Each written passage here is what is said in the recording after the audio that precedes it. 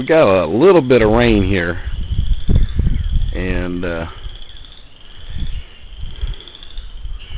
since my yard doesn't drain too well, I've got about anywhere from 6 to 12 inches of dirt mixed with sand, and then below that is black clay. It's just some nasty stuff. Anyway, these are my sunflower seeds, by the way. A few of my plants started. The question was posed by Kitten Catton. Who the awakened are. And yeah, I hear you. Cock-a-doodle-doo to you too.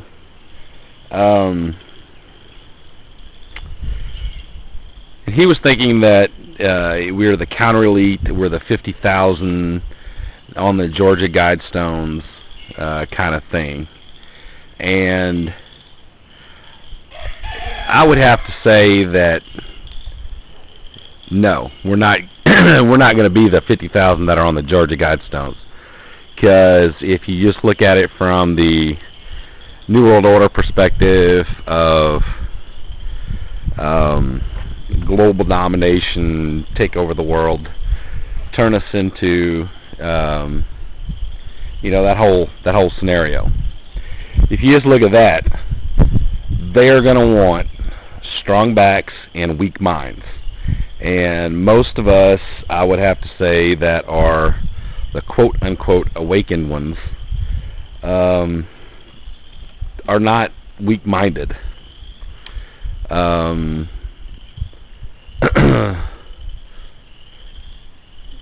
So I don't see how we can say that we're going to be the 50,000 that are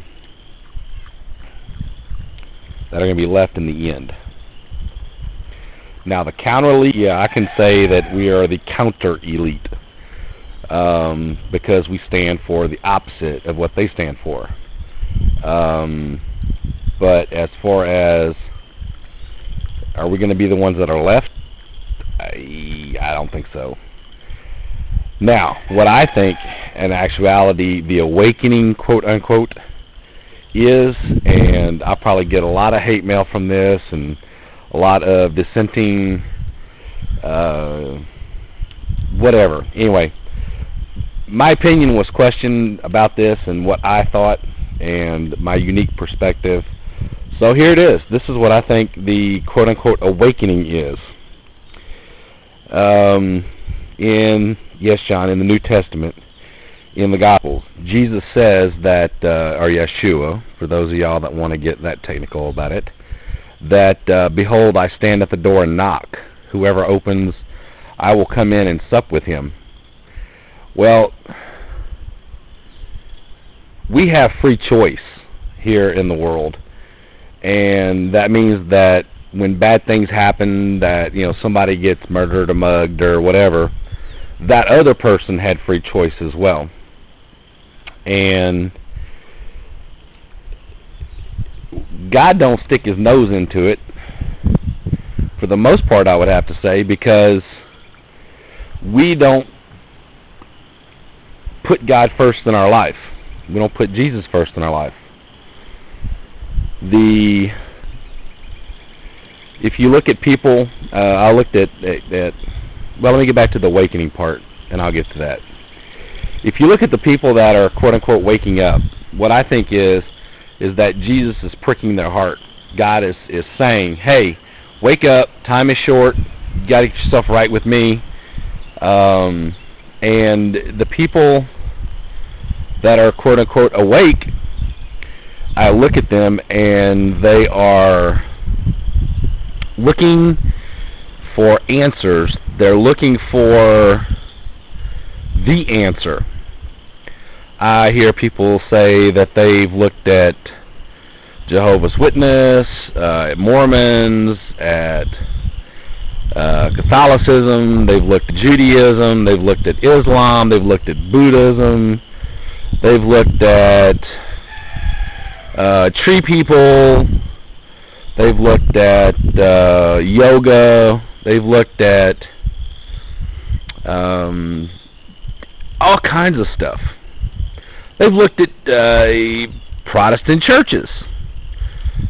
They've looked at the Bible. They've looked at, okay, the answer is the Bible. And I know, because I did the same search myself.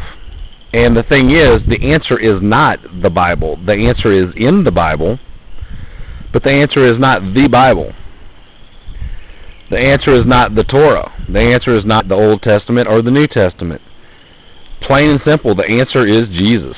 And the awakening is people's hearts being pricked to wake up to the truth that God is wanting us to, or Yahweh, is wanting us to get our head out of our butt and seek His will, seek His face. And I see Christians who 24/7 they have some kind of Christian something going on, Christian music, or Christian on the TV, or Christian this or Christian that. And then you have other people who are seeking the law, and basically, you know, I'm not saying that this is the case, but because I'll get a lot of hate mail from this, but it's almost as if people are worshiping the law from the Old Testament. And people say, you know, that they found answers in the Quran. And it always trips me out because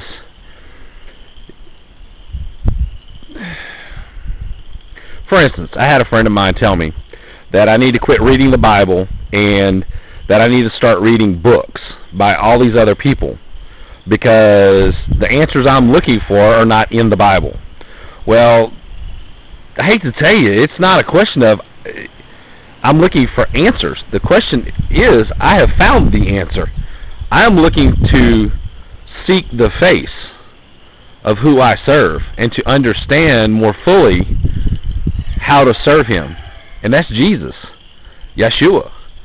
And, you know, people that want to bring in technicalities on interpretation of one word from the Greek, you know, Jesus says, lean not on your own understanding.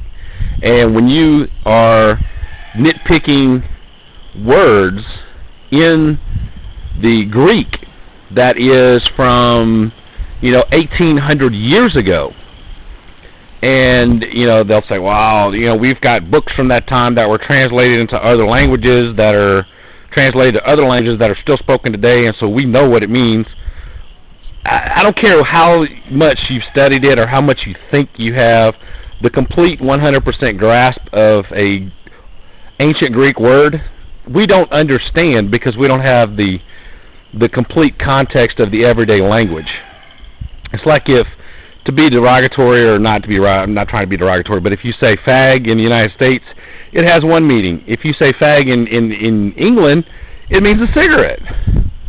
And so for people that get hung up on technical translations of a word and they want to base their entire theology on the translation of one word from 1800 years ago, you're missing the whole point. But anyway, back to the awakening. So that's what I think the awakening is. The people that are waking up are looking for, they hear the knock at the door. They've gotten themselves quiet enough that they hear the knock at the door, and they're searching. And they get hung up on the New World Order and the Illuminati and all of these things that the devil has put out here to keep us distracted from looking for the answer. And the answer is Jesus.